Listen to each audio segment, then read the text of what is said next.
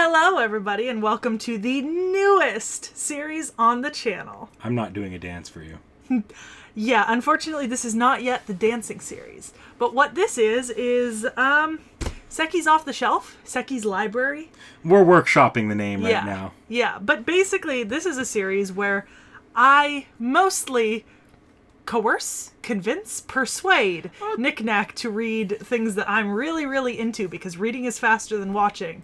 It's not always the case. We got one idea here that might not quite be directly from Seki's shelf. Yeah, and sometimes it might be NikNak having me read things. Yeah, it just depends. But it's basically off of our library shelves. Usually it's from that shelf back there. Yeah, the big shelf with all the manga on it and everything that looks so pretty in the background of all of my videos. But with that being said, we thought we'd start off with a bang with my favorite series ever. So I'm making NikNak read Solo Leveling. She would raise up the first book, but I completely forgot and left that at home. Yeah, his version of the first book is at home. And this is, of course, the English printed version of the webcomic. You couldn't see anything. So this is the English printed version of the webcomic. I do also have the web novel back there. I'm actually pre-ordered out to volume 5 of the web novel. We'll probably read as far into the web, or at least I'll be reading as far into the webcomic as I can go, and once we hit the end of the webcomic, if we continue, it'll probably be the novel, I imagine. Yeah, pretty much. Well, no, because the webcomic's officially ended, and so is the web novel. It's a completed series. There's 172 chapters on the webcomic. I think there's 210 or 240 on the novel. But it is a completed series as of about 2 or 3 weeks ago.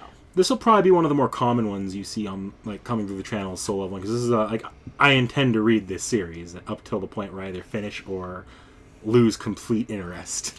Yeah, so basically I had you read the first arc of Solo Leveling. The first arc covers... So I had you read the first 10 chapters of the webtoon, which is the first 7 chapters of the novel, and it's like 3/4 of the first volume, the printed volume. Yeah. Because the printed volume doesn't number its chapters the same way as either the webtoon or the novel. It labels them kind of by arc, but then splits the arcs weirdly, so it doesn't equal out. So it was like 3/4 of the first book. I had to put a little post-it note in there telling him to stop here. But yeah, it's the D rank dungeon arc.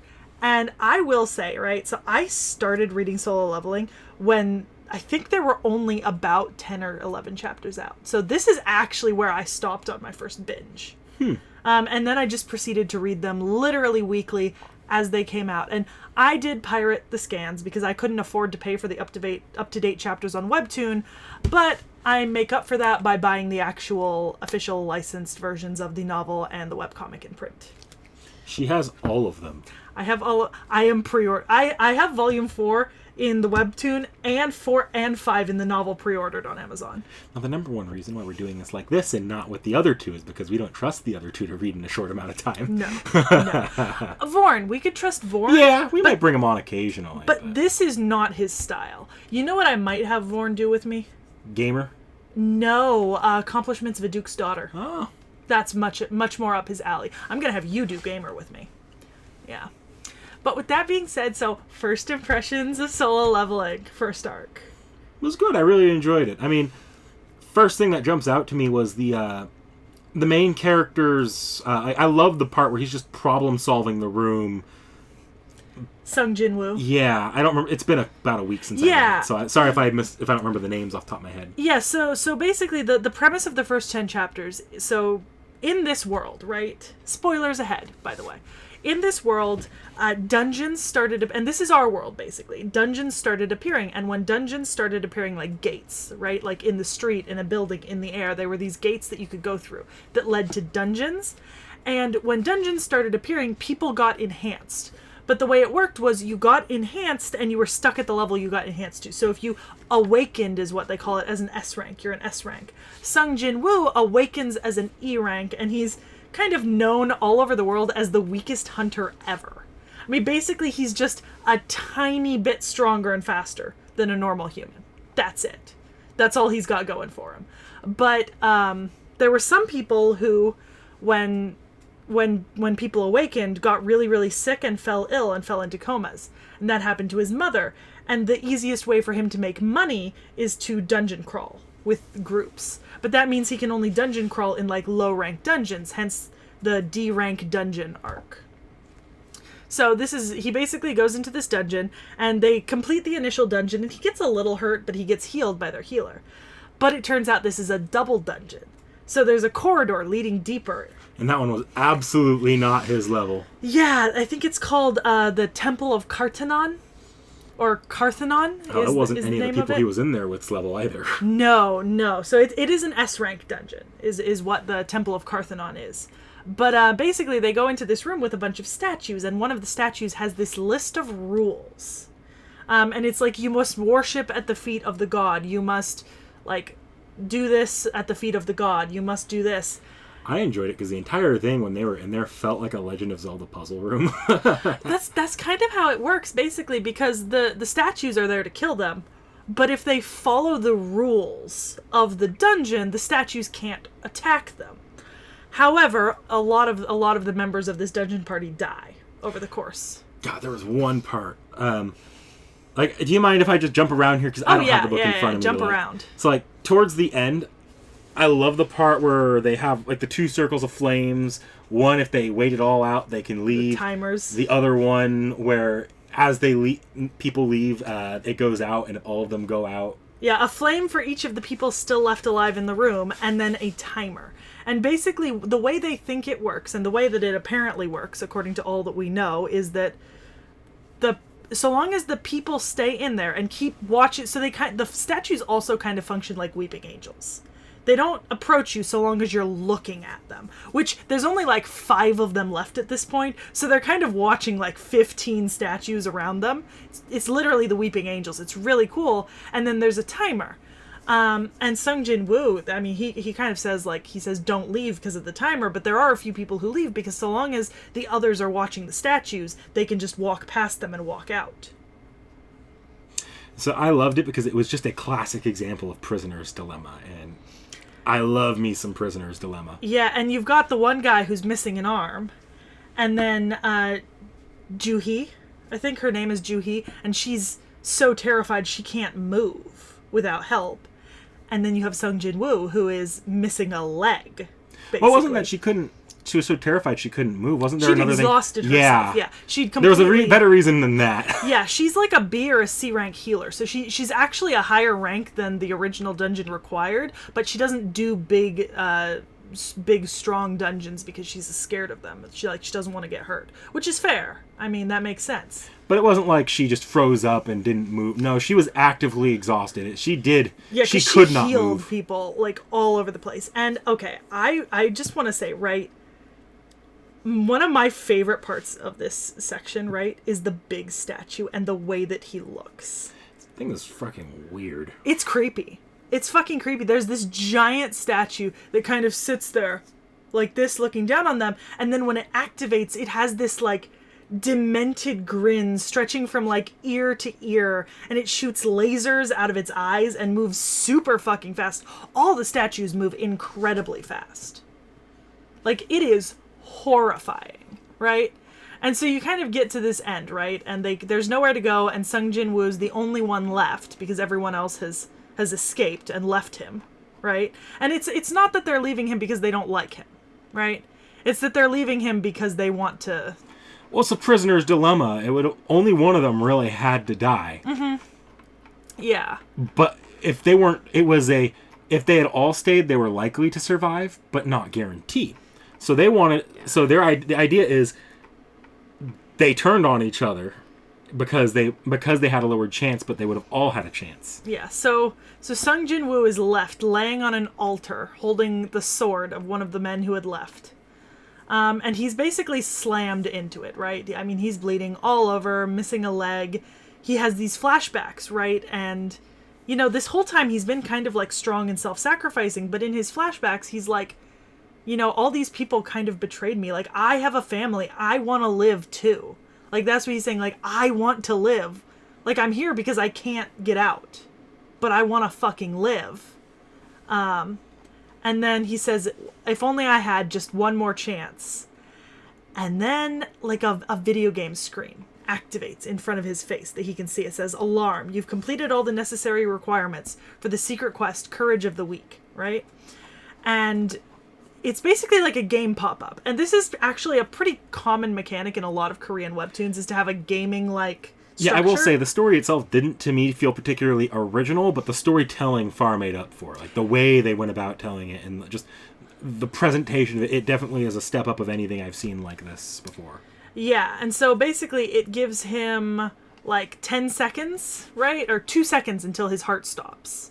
And he accepts the quest, and then chapter 10 ends, right? And it just ends on "Alarm, welcome player." Now, knowing what's... Because I have spoiled a little bit on what happens, so I know what comes next. I mean, obviously he doesn't die. Yeah. Like, you know he doesn't die. And there's the whole name of it, solo leveling.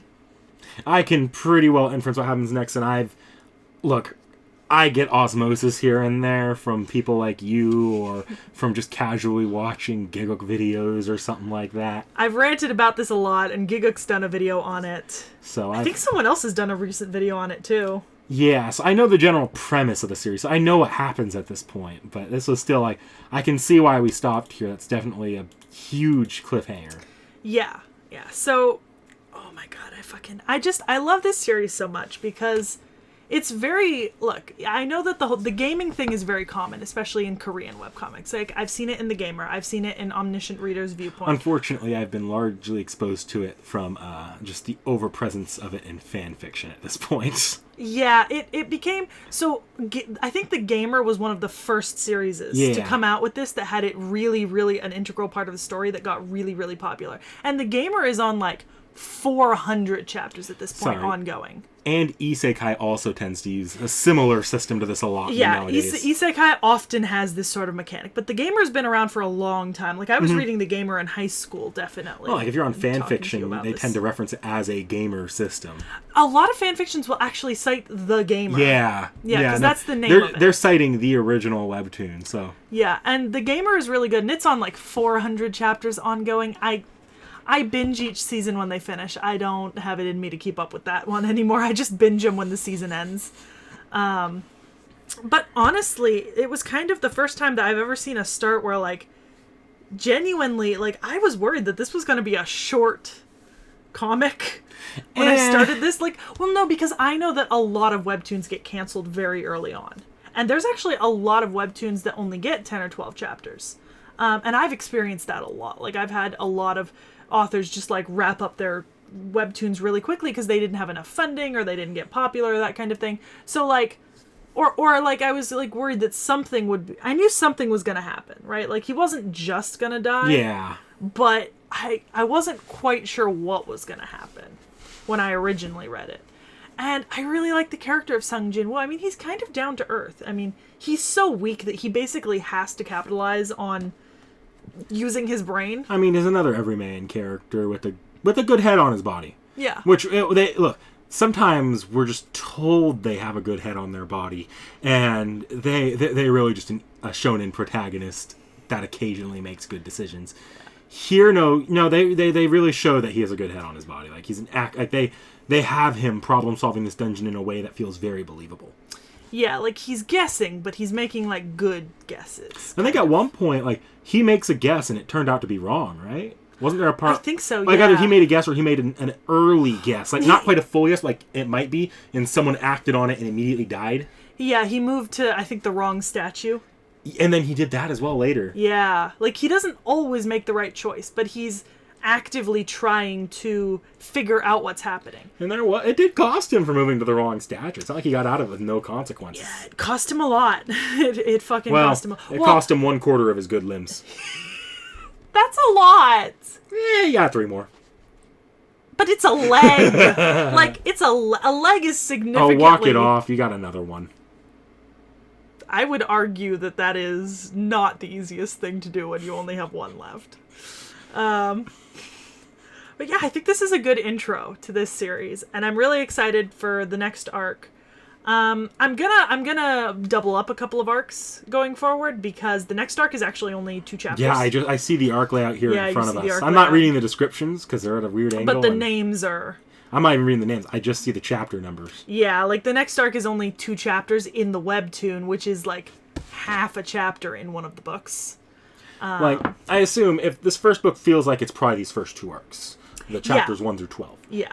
I didn't read chapters 11 and 12 yet, but I assume that means about 12 chapters per thing. The next, we're probably going to go all the way to the 4th arc then, aren't we?